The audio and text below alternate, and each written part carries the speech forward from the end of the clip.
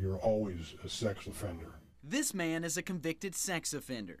He's sharing his sorrows in exchange for sealing his identity, but he's not denying a crime that's shadowed in deep regrets. What I've done to myself, to my family, to my friends, I mean the embarrassment that it's caused everybody. The shame, the stigma he must stomach for the rest of his life.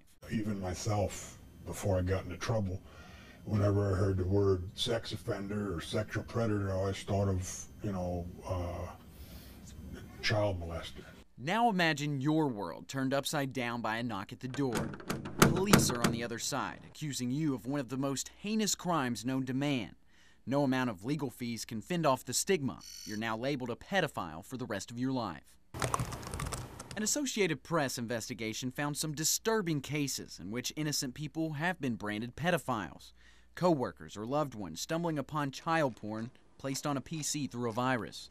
Pranksters or someone trying to frame you, tapping an internet connection to make it appear you surf illegal websites. They may also be pedophiles themselves, storing their stash without fear of being caught. You get the point, but whatever the motivation, you also get child porn on your PC. Nationwide, I've only found 4 cases where someone has, by malicious intent of another person, had child pornography put on their computer. Brian Oakley is a special agent with the FBI who works pedophilia cases on a common basis. They generally want immediate access to that material. With it being remotely stored, they don't have immediate access to that material. Say it's a laptop or a home computer.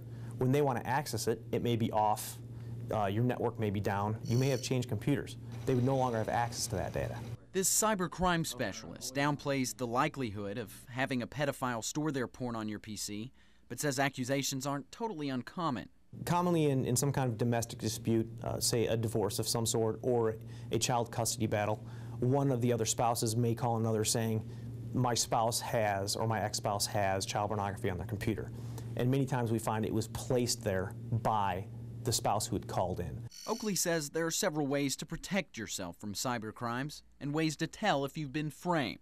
If you do happen to find your computer and look on there and see that there is child pornography on your computer and you self-report it, we are going to compare your story of what's occurred versus what we're actually seeing on the computer itself. If those two match up, where you're saying, I found it, I looked at one image, I deleted it, and then I deleted the folder in, it was in, and we find that that's exactly what occurred, well then we're not going to charge you with child pornography because that was not your intent, it's not something you're trying to do.